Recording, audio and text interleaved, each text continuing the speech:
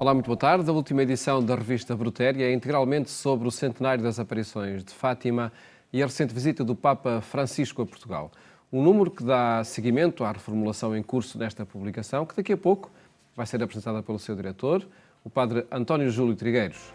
Primeiro destacamos outros temas da atualidade religiosa. É o resultado da campanha da Cáritas para ajudar as vítimas dos incêndios de 2016, que devolveu casas e fábricas levadas pelas chamas. Há um ano, os incêndios tinham assolado o concelho de Anadia, destruindo algumas habitações e mesmo unidades fabris. Um ano depois, já se vê o resultado da campanha da Cáritas, em 2016. A reconstrução e restituição de casas já é uma realidade, demonstrar a solidariedade do povo português.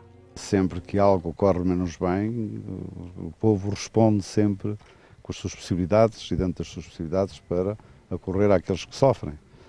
Neste caso foi no Ministério da Administração Interna apareceram várias entidades a fazer donativos de alguma monta, como entendem não é ao Estado que compete recebê-los, e então criámos com a Cáritas Diocesana de Portugal a gestão desses fundos.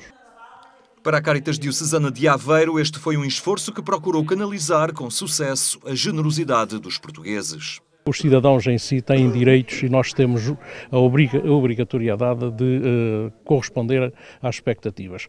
É certo que foi através do apoio dos cidadãos em geral e de diversas instituições que a Cáritas beneficiou ou recolheu ou administrou os bens que lhe foram transmitidos e que os pôs ao serviço destas famílias que hoje visitamos e que foram bastante castigadas, entre aspas, pelos incêndios do ano passado, do verão passado.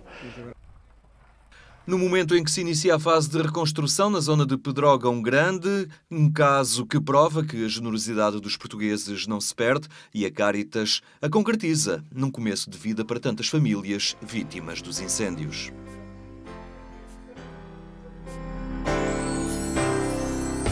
Cuidar da casa comum, prevenir e evitar os incêndios. O documento da Conferência Episcopal Portuguesa esteve em debate por iniciativa da Cáritas. Cuidar da casa comum, prevenir e evitar os incêndios. Foi em Anadia, o colóquio era promovido pela Cáritas Portuguesa e juntava responsáveis da sociedade civil e da Igreja Católica, porque o drama dos incêndios de Pedrógão Grande não pode deixar ninguém indiferente. A prevenção e a educação foram desafios apresentados como urgentes. A prevenção nas comunidades, prevenção junto das pessoas, para criarmos comunidades mais resilientes, para criarmos comunidades com comportamentos mais corretos, a prevenção no ordenamento da floresta, a prevenção na limpeza da floresta, enfim, tudo o que seja a palavra prevenção é o que está na ordem do dia e que esperamos e desejamos que dentro de alguns anos, com esta prevenção toda e com o ordenamento novo que se vai praticar na floresta, a redução dos incêndios, porque incêndios infelizmente vão sempre existir, mas que sejam de um comportamento completamente distinto do que é hoje. Há um ano, o drama dos incêndios atingiu a Madeira, com particular dramatismo. Ali, a Cáritas quer envolver as paróquias na educação e formação para que saibam como reagir em situações de crise. Porque a educação para a prevenção deve começar desde pequenino, e junto das paróquias, no sentido de que as paróquias tenham a possibilidade de intervenção imediata, uma intervenção concertada, uma intervenção já metódica, de forma a que haja essa formação na prevenção e a formação na atuação com procedimentos mínimos, mas completamente padronizados, o que vai facilitar imenso depois em qualquer situação. Neste colóquio, o presidente do Centro de Estudos e Intervenção em Proteção Civil afirmou que é difícil fazer prevenção num território despovoado. Esta é a única forma de evitarmos que o nosso interior vá morrendo e, por consequência, é também a única forma de reduzir o risco de incêndio florestal. Mas para Duarte Caldeira há um desafio imediato e urgente que passa por mais investimento nos meios materiais e humanos de combate às chamas.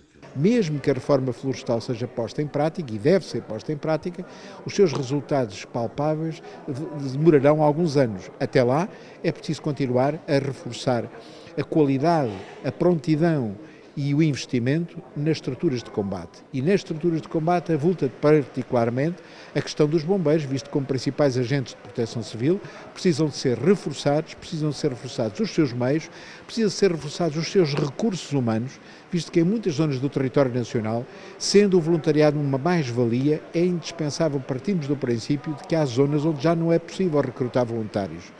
E os cidadãos que lá estão têm o direito a terem socorro pronto e qualificado, como os cidadãos das grandes cidades.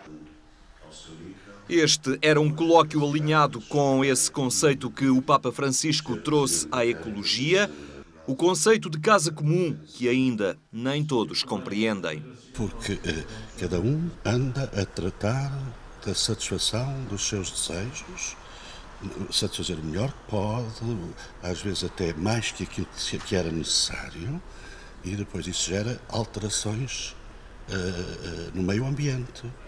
A casa fica compurcada. Ainda há dias aconteceu algo que está a alarmar os nossos cientistas. Um iceberg que se parte e que vai fazer subir o nível das águas, e depois isto sobra para todos. E quando sobra para todos, talvez as pessoas tenham melhor consciência do que é essa casa comum. Agora, quando se trata de construir essa casa comum, no sentido de edificar com alicerces, onde todos depois possam habitar, porque esses alicerces são fortes, já cada um se trata de ajeitar à sua maneira. Casa comum é casa para todos, com todos, e feita por todos. Esta foi uma ocasião em que a Cáritas Portuguesa quis agitar as consciências para que os incêndios e as suas consequências deixem de ser o tema principal de cada verão.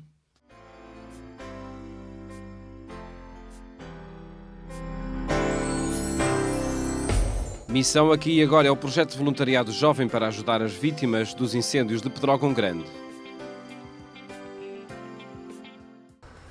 Um grupo de jovens ligados às obras da Companhia de Jesus em Portugal está a organizar o projeto Missão Aqui e Agora para apoiar as vítimas do incêndio de Pedrógão Grande.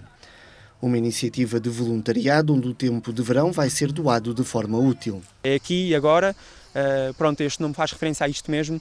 Há muitas missões, há muitos campos de férias, muitos projetos, mas faz sentido aqui, ao pé de nós, em Portugal, nesta zona tão fustigada pelos incêndios. E agora, quando os voluntários começam a ser menos, há cada vez menos voluntários, mas a ajuda ainda é muito precisa e ainda faz muito sentido. O projeto de voluntariado vai realizar-se em 2 semanas diferentes. Desta forma, os jovens católicos podem dar uma ajuda mais sólida, mais substancial em tudo o que for preciso, a desempenhar múltiplas tarefas. As questões mais logísticas, distribuição de material, a organização de material, de bens doados, como também o contacto com a população, e penso que é sobretudo nisto que esta juventude católica pode dar um grande contributo por ter uma sensibilidade humana e uma sensibilidade para estas questões, para as pessoas. A vivência vai ser ao estilo de campo de férias e com um espírito comunitário. Para além da ajuda prática, a oração e os momentos celebrativos são alicerce e parte importante do projeto de voluntariado. Irmos buscar a nossa fonte de alegria, de esperança e de força a Deus, através da oração, através de um plano espiritual forte durante essa semana, e levar essa força, essa alegria e essa esperança a quem mais precisa neste momento, que são todas aquelas pessoas afetadas pelos incêndios, que perderam as casas, perderam os familiares, e queremos levar esta alegria, esta força. Portugal é fustigado por incêndios todos os anos, mas o da região centro do país foi muito mediatizado. Foi uma tragédia com um grande número de vítimas. Este ano não escapa, não nos passa ao lado. Sabemos que houve ali uma grande tragédia, muitas pessoas a precisar de ajuda, de apoio, de alegria, de força, de esperança. E, portanto, este ano, se os outros também fazia sentido, este ano faz ainda mais. A organização quer mobilizar 50 jovens com idades entre os 20 e os 30 anos. A missão Aqui e Agora vai realizar-se entre 24 a 30 de julho e de 31 de julho a 6 de agosto. São 25 jovens por semana que vão ficar instalados numa antiga escola primária que serve de base às operações dos médicos do mundo com quem vão colaborar.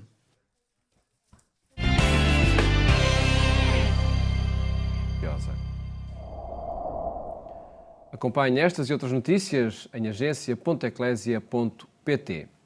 A revista Brutéria publicou um número monográfico sobre o centenário das aparições de Fátima.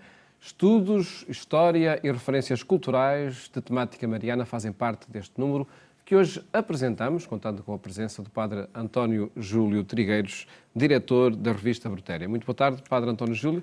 Obrigado por estar neste programa para apresentarmos esta revista. E antes de irmos ao número monográfico sobre Fátima e o seu centenário, pedi-lhe que nos informasse sobre a reformulação editorial e gráfica que a revista conheceu desde o início deste ano.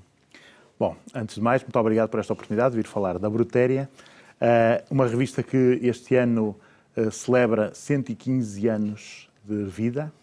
É a revista cultural mais antiga de Portugal. Nunca interrompeu, exceto no ano de 1911, em que os jesuítas foram expulsos e naquele ano não houve possibilidade de ser publicada.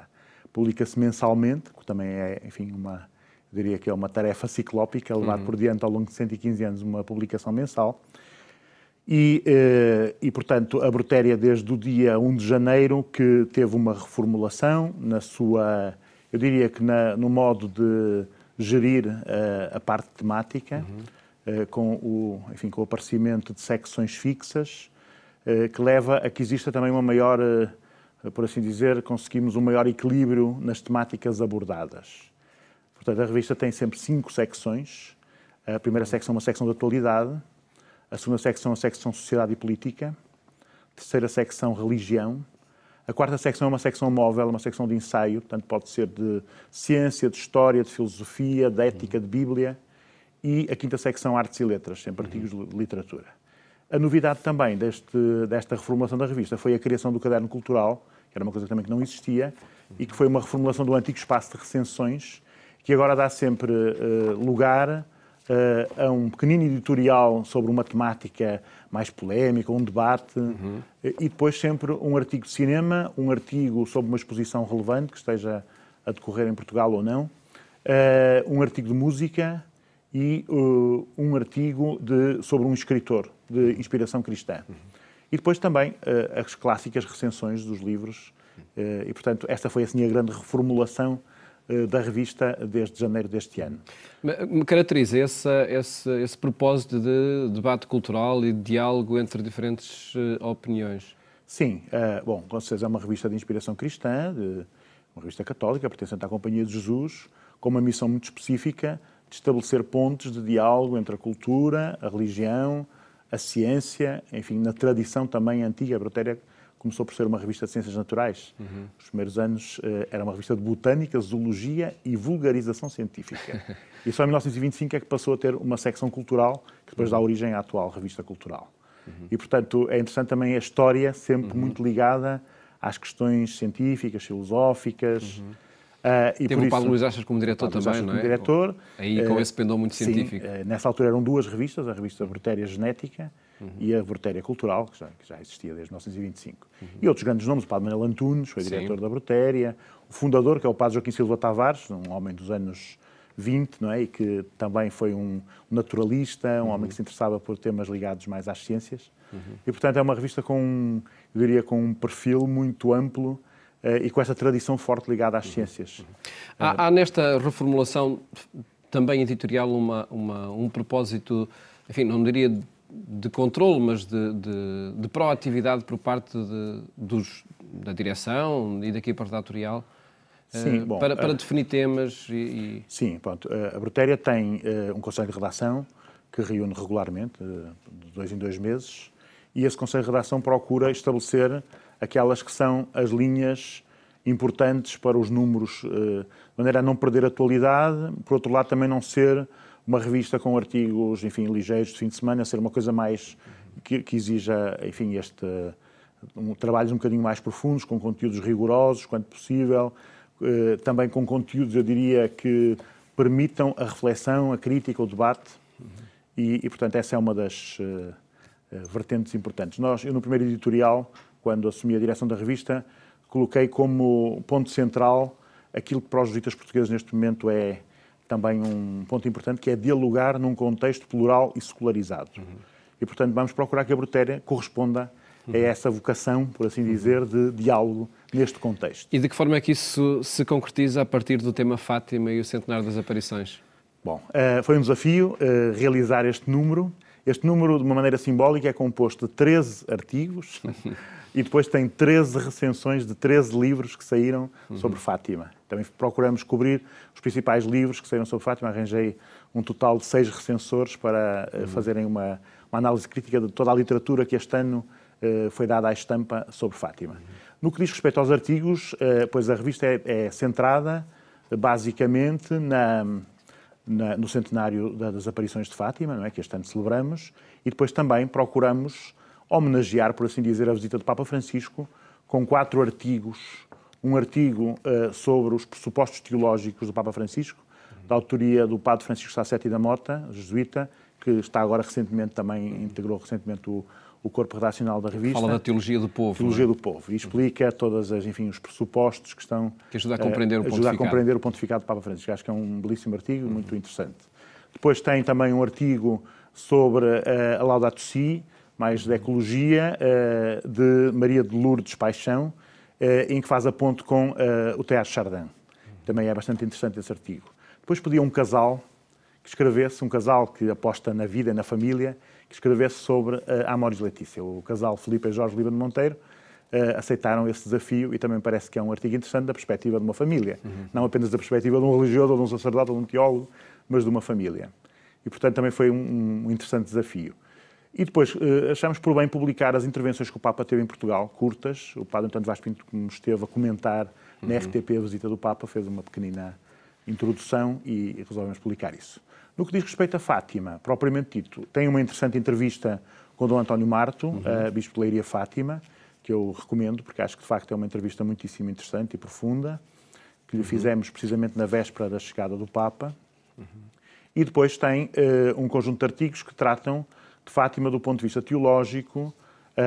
Recomendava aqui particularmente o do Padre João Vilachã, professor na Universidade Gregoriana, e o do Padre Vaz Pinto Magalhães, esses dois.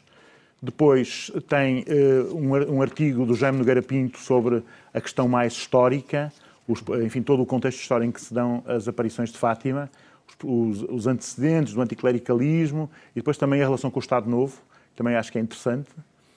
E um artigo do António Marujo sobre a linguagem da mensagem, também um artigo interessante e, portanto, procuramos aqui ter um leque de opiniões que fosse, quanto possível, plural.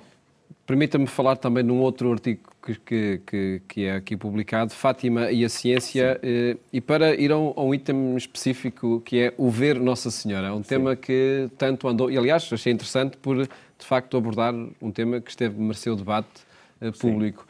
O que é que se informa, o que é que se diz sobre este fenómeno das aparições ou visões, enfim, e qual a importância da linguagem também para estudar o fenómeno? Pois, eu acho que estes dois artigos são bastante complementares. Partem muito do texto do Cardeal Ratzinger, o texto de 2000, e quer um quer outro fazem uma leitura, um mais do ponto de vista da linguagem, outro de que diálogo pode existir entre a ciência e, enfim, o milagre, a aparição, a visão, toda essa discussão que andou aí muito, que foi muito central. Eu diria que na Brutéria, se calhar, não vamos encontrar todos os autores a responderem a mesma coisa a essa questão. E também acho que é interessante ver isso. Neste caso, este artigo é da autoria de um professor de ciências, João Paiva, e que é um homem que tem realizado, de facto, uma enorme reflexão entre as pontes que se estabelecem entre fé e ciência, tem um enorme empenhamento nesse debate e nesse diálogo, e eu julgo que é um artigo também bastante relevante da revista, este que trata desta questão. E que diz, de facto, refere de facto a essa possibilidade de ver Nossa Senhora e em que modos, não é? Em que modos pode acontecer. Trata-se de um livro, de um número, de facto, monográfico, todo em torno do tema de Fátima, onde se inclui, como já disse o Padre António Júlio Trigueiros, também a visita do Papa. Ficando com esta revista, ficámos com os documentos essenciais que marcaram maio de 2016. Eu diria que sim. E tem uns artigos também que não falei, mas que também já agora fazer uma referência sobre o voluntariado de Fátima. Sim. Seja com os servitas, seja com a Ordem de Malta. E acho também interessante, por exemplo, no caso dos servitas, é o primeiro texto que se escreve sobre a história dos servitas, uma instituição tão antiga, com uma ligação fortíssima a Fátima, uma associação. E é interessante, pois é, um artigozinho da autoria do Rui Correia de Oliveira, que é um servita, precisamente sobre a história dos servitas e o serviço que prestam há tantos anos aos peregrinos no santuário. Não é? E, portanto, me parece isso relevante, bem como a Ordem de Malta, com as campanhas mais de apoio na estrada, e, portanto, diria que também é interessante que Fátima se ligue não apenas ao fenómeno em si, mas àquilo que é, se calhar, a terceira grande condição da credibilidade de Fátima, que é os frutos, e os frutos partem também muito toda esta onda de voluntariado que se gera em redor dos muitos que caminham em direção a Fátima. O próximo número, Padre António Júlio, será sobre? O próximo número é o número de julho, com certeza vai estar muito presente a temática ecológica, a temática dos incêndios, e terá também alguns textos, terá um texto sobre o Brasil e sobre a atual situação, corrupção, racismo, todas as problemáticas em que o Brasil se vê envolvido.